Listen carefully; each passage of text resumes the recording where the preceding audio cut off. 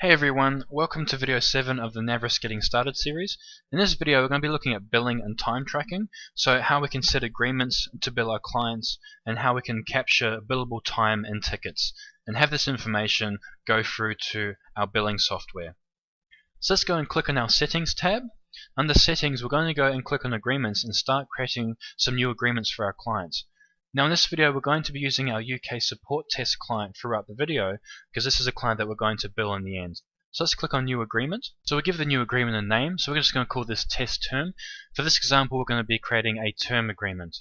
So if we click on the drop down we're going to select term and we'll go ahead and fill out the agreement details. Now this agreement is used for clients that want to be charged for a specific amount of hours over a specific period. For example, a 6-month contract. A term contract consists of limited contract time, unlimited devices, but limited hours. But for this example, we're just going to make it a 3-month contract, and now we'll purchase, say, 100 hours per month, and we'll charge them out at $110 per hour. So once we set that up, we've noticed that it's not billable, but it does require time on tickets. We'll go over to Alerts tab here. So this is really cool. We're able to set up an alert profile. Such as warning, threat, and failure for the amount of hours they're using. So 50% of the hours, 80% of the hours, and 100% of the hours as a failure. We can also have an alert pop up before they have to renew this agreement. So let's go ahead and save this agreement. That one's ready to go.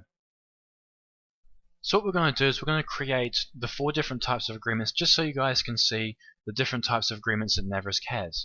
So this agreement is for block hours. This agreement is used for clients that have pre-purchased a number of hours in a block. A block agreement consists of unlimited contract time, unlimited devices, but has limited hours. So as you can see, our UK support test client has purchased 100 hours, and we're going to charge them out at $110 per hour. Now with the alerts, it's very similar to the term agreement, so we're going to set 50% for the warning, 80% of the hours used for threat, and 100% for failure. And we can go ahead and save this one. So now we've saved our block agreement. You can see we've got 2 there now. Let's create one more agreement. Actually, we'll create 2 more agreements. So this one here is going to be an all-you-can-eat or ACE agreement. So the cool thing about an ACE agreement is this agreement is used for clients that want unlimited number of hours against a device or a number of devices for a specific period. A common example is supporting all of a client's service for a fixed amount per month. An ACE agreement consists of limited contract time, limited devices, and also has unlimited hours. So for our UK support test client, we've given them a 3-month ACE agreement for 15 devices. So we'll make that for 15 servers. And our cost, so the internal cost per hour is going to be $60. So with the alerts, we don't need warning, threats, and failures, but we do need to have an alert before they have to renew their agreement. So 3 agreements down. 1 more to create. This is going to be a T&M or time and materials agreement. So this agreement is for tracking simple time and materials for billing.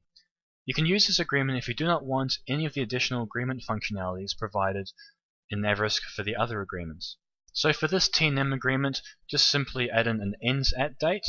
We've got an internal cost per hour and of course the cost that we're charging the client per hour. Now there's no fields here other than the alert before renewal because they're not needed.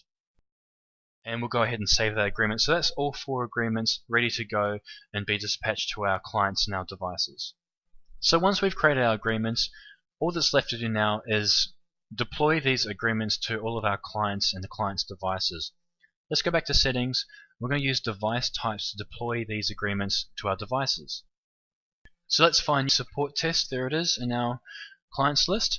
And now for all workstations, I'm going to click on the green edit button and we're going to choose an agreement type for all of them. So we're going to set all of our workstations to use block hours and save that.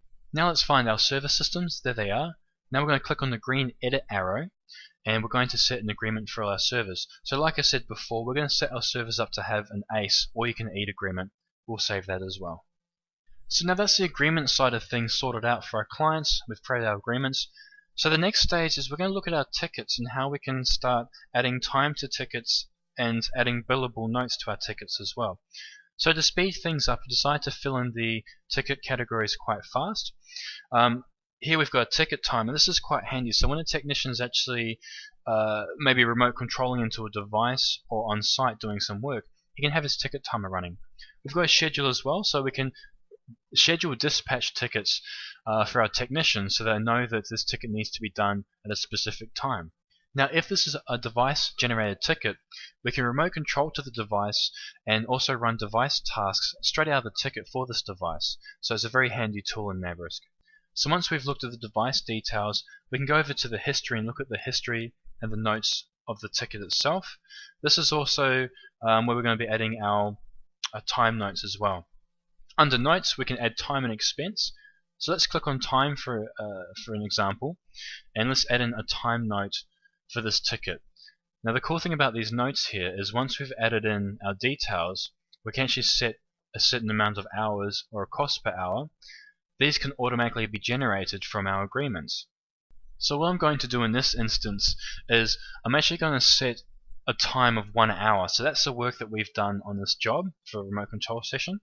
And because it's a workstation, let's go and choose a block hour. So it's going to take 1 hour off of this client's block, and the cost is $110 per hour. Of course, they've already paid up front, so there won't be any charges incurred in their bill at all.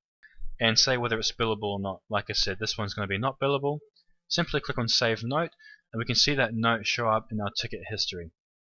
So let's just pretend that I've made a mistake in my note.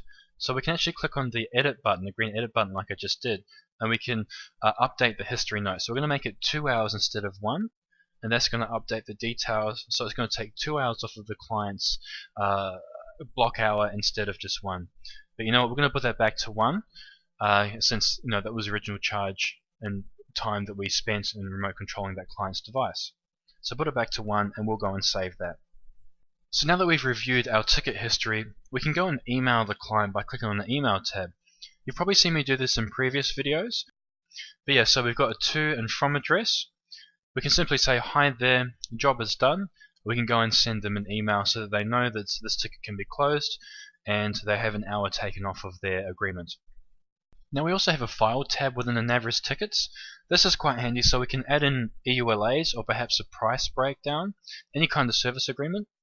Under Person, we can review the people that are there or even add a new person. And under Client, we can look at the client details such as the address so the technician knows where to go to do a job. You can see I just clicked on Pin to Ribbon, and we can see the ticket has just popped up in the top white ribbon there of Naverisk. So we can now close this job down. That ticket's going to stay there. If I click on the light grey, it's going to pop the ticket up. I can go and remove the ticket from the ribbon. So now that we've saved those ticket details, what we can do is if we go over to our Devices tab, we can actually review the current agreement for that device. So let's go and click on Test Block Hours, and we can see that I've highlighted here that we've actually consumed 1% of our 100 hours as per the ticket. So let's now have a quick look at the reports by clicking the Reports tab. I'm going to go to the Billing tab underneath and look at the Invoice Job Detail. This is the main job detail report that we're going to be using to show a client their price breakdown or even a breakdown of what's been happening with their block agreements, etc. So we're going to choose our UK support test client, and we're going to go non-billable, and we're just going to choose several of these fields here before we go and generate a report. Now you can generate a report as a PDF, Excel, CSV, RTF, or HTML. And we can also have this information go through to QuickBooks and Xero. I'll show you that in a minute. Let's click on Generate Report and let's see what we've got here. So that's the report breakdown. Not a lot in there at the moment because this is only a test client. So now let's go to Settings and look at our newest features we got here, which is a billing integration with Xero and QuickBooks. So for this demonstration, let's just use QuickBooks. So what I'm going to do is we're going to go and choose our top level client and we're going to enable QuickBooks integration. Once we save on that, there's a disconnect button that we can click on, and this will bring up my user profile. So with my user profile, I can click on the Connect to QuickBooks, and this will allow me to log into my QuickBooks profile through my Naverisk user. So I'm just waiting for the authorization to pop through between QuickBooks and Naverisk. Now it has. We can see that QuickBooks is now connected for my user, and once this area loads up, we can now see it's connected for NavDemo2 as well as a client. So let's go and save those details. Now when we go back to Reports, under Billing, and go back to the Invoice Job Detail report, now we're going to run the setup the same, but the difference is we're going to go and create an invoice in QuickBooks. So let's generate this report. We can see the details are here. We'll go and close this report off, and I'm actually going to go and bring up my QuickBooks Online account. So here it is. If I go into income and I go into open invoices, you can actually see that there's a couple of invoices waiting there for a support test. So that's the Naverisk billing setup. As you can see, there's a lot of functionality there, but it is quite easy to set up. Now this is the last video of the Naverisk Getting Started series. I do hope this information has been very valuable to you guys. Now if you need more information on billing through Naverisk, or would like to have a look at our Naverisk Best Practices workflow, I've added a link to the Naverisk Billing Workflow Guide to the description below. Okay guys, thanks for watching.